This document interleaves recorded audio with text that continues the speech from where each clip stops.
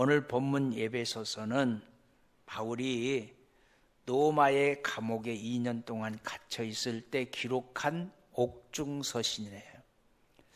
지난번에도 말씀드렸지만 이 에베소서와 골로새서는 짝이 있다고 그랬어요. 짝이 한 짝이다 그랬어요. 한 짝. 그래서 에베소서는 일반 서신과 조금 다르게 감옥에 바울이 갇혀 있었기 때문에 감옥에서 말씀을 신학적으로 잘 정리했어요. 그래서 에베소서를 교리서신이다 그렇게 말해요. 근데 교리서신 가운데 에베소서는 교회는 어떤 것이냐라고 하는 것을 집중적으로 말씀하고 있습니다. 그렇기 때문에 오늘 우리도 교회가 어떤 것인가 말씀을 들으면서 머릿속에서 가슴속에서 잘 정리될 수 있기를 바랍니다. 그 때문에 에베소서는 한 번 읽고 끝나는 책이 아니라 계속해서 읽고 또 읽고 또 읽고 정리하고 묵상하면 에베소서에서 말씀이 꿀송이처럼 단 그런 은혜를 체험하게 되는 거거든요. 이제 1장에서는 교회에게 주신 복, 에베소 1장에는 교회에게 주는 복이 있어요. 교회에 주신 복은 하늘에 속한 신령한 복 8가지. 교회는 8가지 신령한 복이 있습니다. 자, 첫 번째, 창세전에 택하셨고 애정하셨고 아들이 되게 하시고 예수의 피의 값으로 속량하시고 지혜와 총명을 넘치게 하시고 그 구원의 비밀을 알게 하시고 성령으로 인치시고 성령으로 보증하심으로 기업을 주셨다. 이것이 하늘에 속한 신령한 복 8가지인 줄로 믿습니다. 자, 그리고는 이 교회의 머리가 되시는 분이 누구냐? 교회의 머리는 예수 그리스도고 예수 그리스도의 몸이 바로 교회다. 몸이 교회고 머리가 예수 그리스도다. 예수님이 교회의 머리가 되시는 분이라는 표현이 처음으로 한 사람이 누구냐면 바로 사도 바울이에요. 우리 여수제일교회 머리 되신 분, 주인 되신 분은 예수 그리스도. 그리고 이제 2장, 이런 교회가 어떻게 이 땅에서 시작이 됐는가, 교회의 출발과 그 존재 가치를 설명하고 있습니다. 어떻게 교회가 출발했고 그 교회는 어떤 가치가 있는가. 자, 1절부터 10절까지는 교회가 어떻게 생겼는지를 설명해요. 어떻게 이 땅에 교회가 생겨났는가. 자, 1절 같이 읽어봅니다. 그는 허물과 죄로 죽었던 너희를 살리셨도다. 교회의 출발은 어디서부터? 죄와 죽음에서부터 출발한 줄로 믿습니다. 교회가 죄가 없으면 교회가 생길 이유가 없어요. 죽음이 없으면 교회가 생길 이유가 없는 거예요. 원래 사람은 죄로 말미암아 죽었던 존재가 된 겁니다. 이것은 육적인 문제가 아니라 영적인 죽음을 말한 거예요. 영적인 죽음. 아담과 하와가 하나님의 언약을 어길 때 영생에서 끊어진 존재, 죄로 말미암아 벌써 죽게 된 존재. 그래서 자, 인생의 고통 속에서 영원한 죽음인 지옥에 들어갈 수밖에 없는 존재가 죄 가운데 있는 사람들의 마지막 모습이라는 것을 말하고 있는 겁니다. 그래서 바울은 그 모습을 2절에서 설명합니다. 2절에서 자, 2절의 말씀 가운데 그때라고 하는다. 그때. 여기 그때라는 말은 예수 믿기 이전에, 구원받기 전에라는 말이에요. 그때 너희는 그 가운데 행하여 이 세상 풍조를 따르고 공중의 권세를 잡은 자들을 따르니, 공중의 권세를 누가 잡았어요? 사탄, 마귀, 귀신이 잡고 있다고 말하고 있거든요.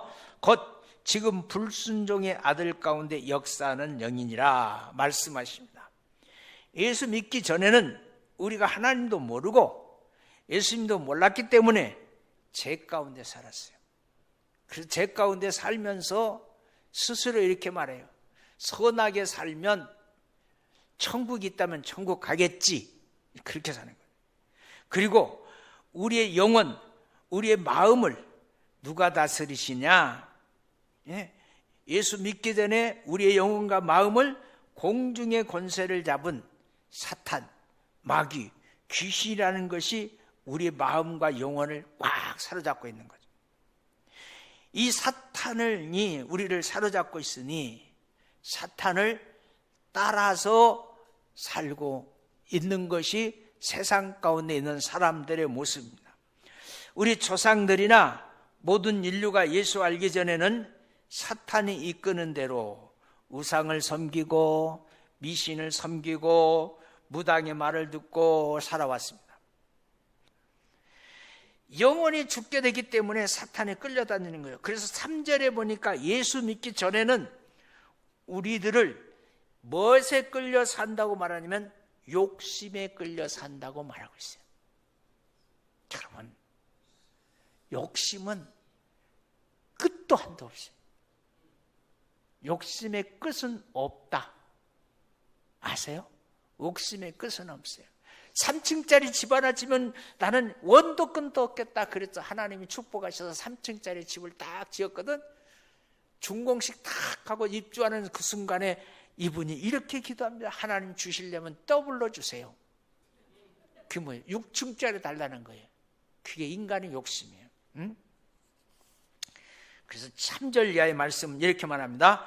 전에는 우리가 다 그 가운데서 우리의 육체의 욕심을 따라 지나며 육체와 마음이 원하는 것을 하며 다른 이들과 같이 본질상 진노의 자녀였더니, 전에는 이라는 말, 전에는 우리가 예수 믿기 전에는 뭐에 따라서 육체의 욕심을 따라 살았고 육체와 마음이 원하는 것을 자제하지 않고 살았다. 지멋대로 살았어. 자기의 소견에 오른 대로 살았어. 그래서 자기 자신만 위해서 살았어요. 사람들을 미워하고 욕하고 살인하고 복수하고 저주하는 것을 당연히 여기면서 살았어요. 폭력을 행하고 음행을 행하는 것을 부끄러워하지 않고 하나님을 두려워하지 않는 삶을 살지 않았습니까? 이쪽에 우리의 민속놀이 가운데 지금 생각하면 참 못된 놀이가 하나 있었어요. 여러분, 불싸움 있어. 정월 대보름 전에 불싸움을 하는데 어떻게 싸움을 하냐면 여소동하고 문수동하고 싸움해. 불깡통 갖고 막 돌려가지고 여소동이 이길까 문수동이 이길까. 여러분, 그거는 하면 안 되는 것 같아요. 여러분, 우리 기억하셔야 돼요. 예수 믿기 전에는 이런 육체의 욕심과 마음의 욕심을 따라서 사는 거예요. 이런 자들은 결국은 생명을 주신 창조주 하나님의 입장에서 보니까 사형감이에요, 사형감. 그래서 3절 끝에 이런 자들을 어떤 사람이라고 정의를 내려놨느냐? 본질상 진노의 자녀다. 난 그 사람만 보면 짜증나. 그런 사람이 있죠. 그런 말 하는 사람이 있어. 나는 그 인간만 보면 짜증나. 난 세상에 그 인간만 안 봤으면 좋겠어. 그 인간 있잖아. 그 인간. 텔레비 잘 나오는 인간. 난 그 인간만 안 봤으면 살겠어. 그런 사람이 있어, 없어? 있잖아. 있어. 여기서 본질상이라는 말은 날 때부터 원래부터라는 얘기야. 날 때부터 원래부터 죽을 수밖에 없는 존재라는 거예요. 원래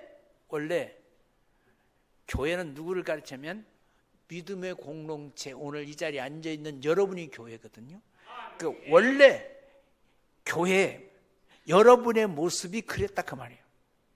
오늘 저와 여러분도 태어나면서부터 가만히 뒀다면 이런 존재가 되는 거죠. 그런데 하나님께서 이런 진노의 자녀를 살리기 위해서 작정하십니다. 그 근거가 뭐냐? 왜 살리게 하시느냐? 보니까 그것은 바로 하나님의 그 크신 사랑 때문에 죄인들을 살리기로 작정하셨다. 그 크신 하나님의 사랑, 그 크신 하나님의 사랑. 방법은 예수 그리스도를 죄인들을 위해서 대신 죽게 하심으로 죄인들을 구원하시는 겁니다. 이것이 하나님께서 일방적으로 행하신 것이기 때문에 죄인들의 입장에서 볼 때는 그저 은혜입니다. 그저 은혜입니다. 그저 은혜예요. 은혜. 은혜 아니면 살 수 없어요. 은혜 아니면. 전혀 받을 자격이 없는데 받은 것이 바로 은혜입니다. 전혀 받을 게 없는데 받았으니까 은혜예요. 그래서 4절 5절의 말씀 같이 한번 읽어봅니다. 4절 5절 시작.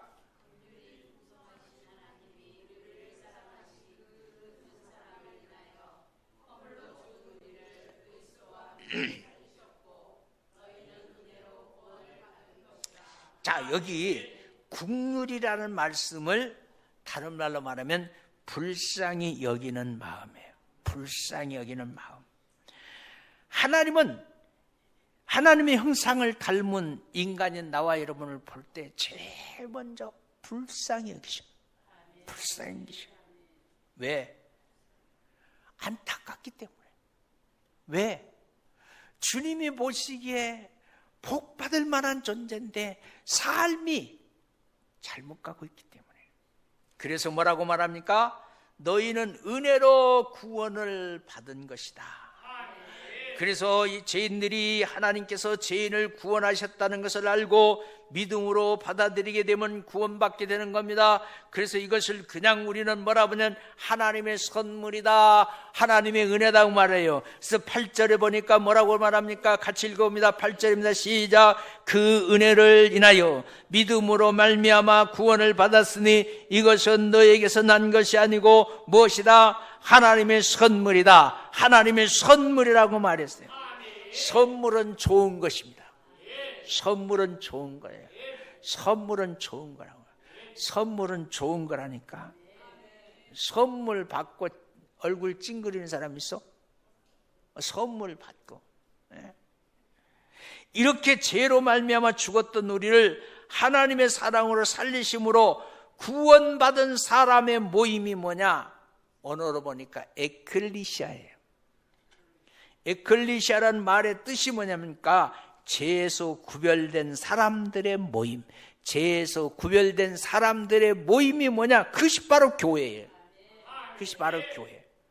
그러면 교회는 죄에서 구별됨으로 끝나는 것이 아닙니다. 이 땅에 사는 동안 구별된 삶을 살아야 되는 거예요. 자, 죄에서 구별된 사람들은 이 땅에 살면서도 구별된 삶을 살아야 되는 거예요. 그게 뭐냐? 거룩이에요. 거룩. 어떻게 보면 오늘 우리에게 이런 인식이 제일 중요한 거예요. 여러분, 하루를 살아도 아무렇게나 살면 안 돼요. 이 목사가 잘 써먹는 말이 있어요. 아무리나라 막 돌아다니는 발은 개발이에요. 개발. 그런데 성도는 갈 곳과 가지 못할 것을 구별해서 가지 말아야 될 것은 안 가야 돼. 안 가야 되잖아. 안 가야 되잖아. 구별되는 구별.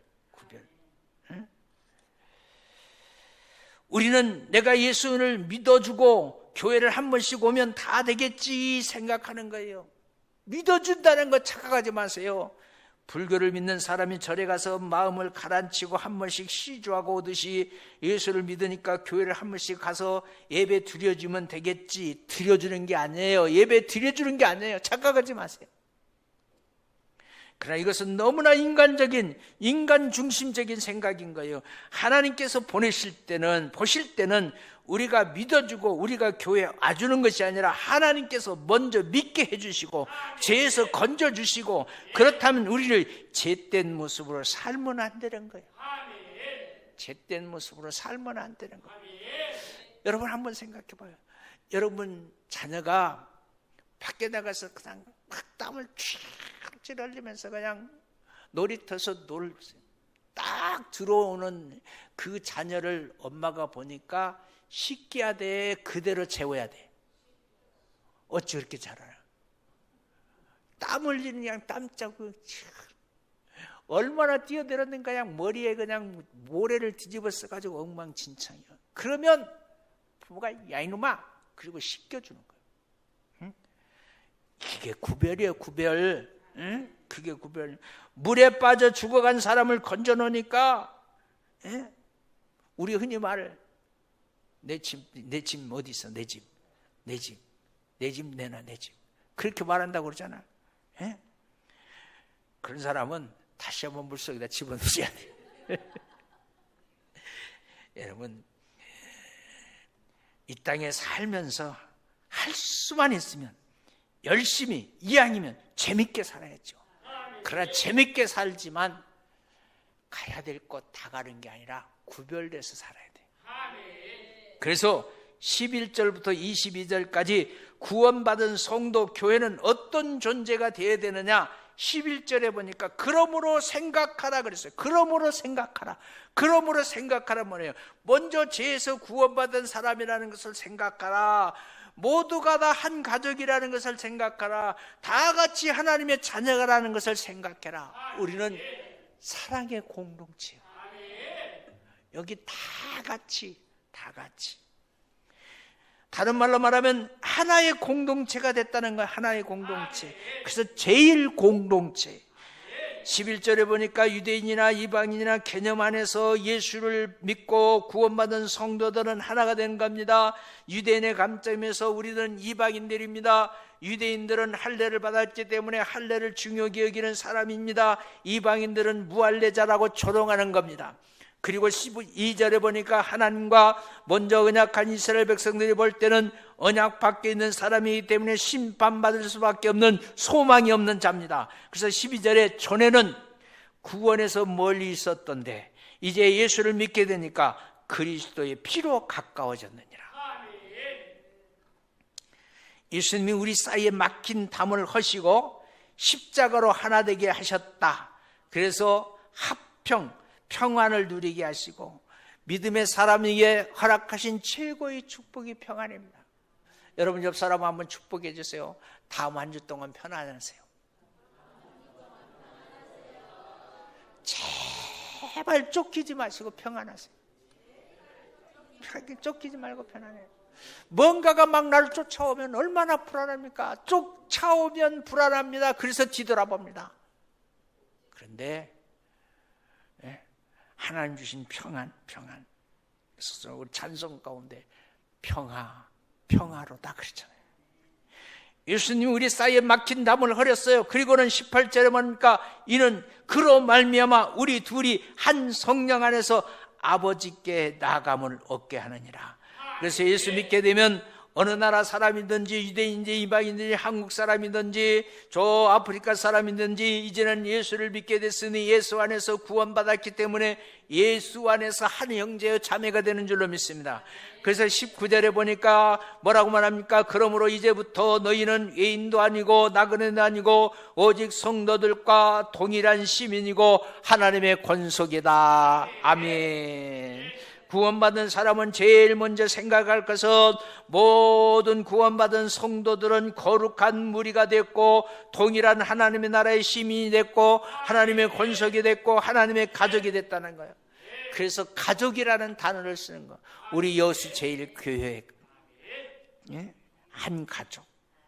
그리고 바울은 이것을 뭐에 비유를 했냐면 건물에 비유했어요. 건물. 여러분 구원받은 성도들은 첫 번째, 하나님이 주신 성전이 되어 함께 지어가는 존재예요. 함께 지어가는 존재. 그래서 20절부터 22절까지 말씀을 한번 읽어보십시다. 시작.